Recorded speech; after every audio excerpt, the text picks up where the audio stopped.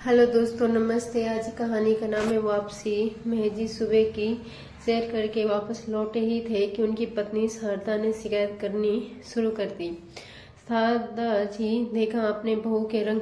मैंने पहले ही कहा था बेटा बेटा के रूप से सर पर मत चढ़ाओ। महजी ने, अरे क्या हुआ, क्यों इतना परेशान हो रहे हो?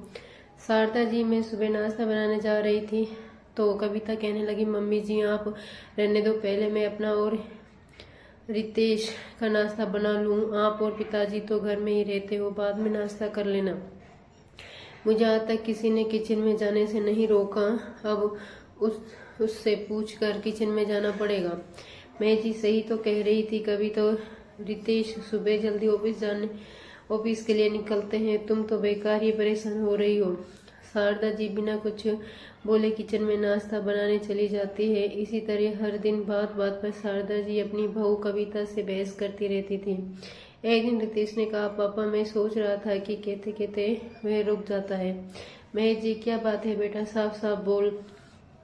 रितेश, पापा माँ और कविता में हर दिन बहस होती रहती है, क्यों न हम अलग रहने लगे। तभी वहाँ शारदा जी आ जाती है और बोलने लगती है, हाँ तो महारानी ने पट्टी पढ़ा दी।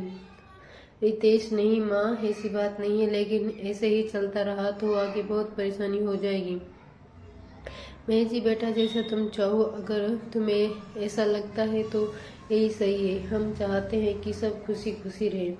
ये सुनकर शारदा जी रोने लगती है और बोलती है, एक ही बेटा है हमारा और आप उसे भी अलग रहने की बात कह रहे हो।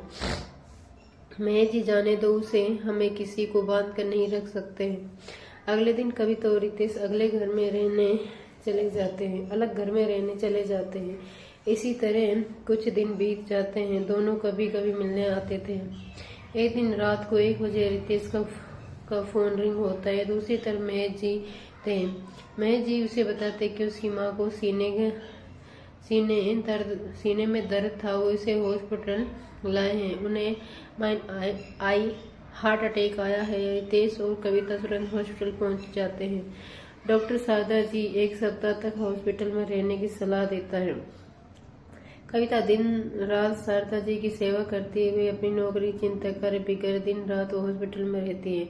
इधर हितेश घर पर महेश जी का ध्यान रखता है। 1 सप्ताह बाद जब डॉक्टर उन्हें डिस्चार्ज करता है तो कविता कहती है, माँ को हम अकेला नहीं छोड़ सकते, हम अब माँ पिताजी के साथ ही रहेंगे। ये सुनकर शारदा जी की आंखों में आंसू आ जाते हैं। वे बहू को पहली बार कहती है, बेटी मुझे माफ कर दे। कविता, माँ जी आपकी बेटी होती तो क्या आप उससे माफी मांगती? आज इसे आप कितनी भी डांटे, मैं आपको छोड़कर नहीं जाऊंगी।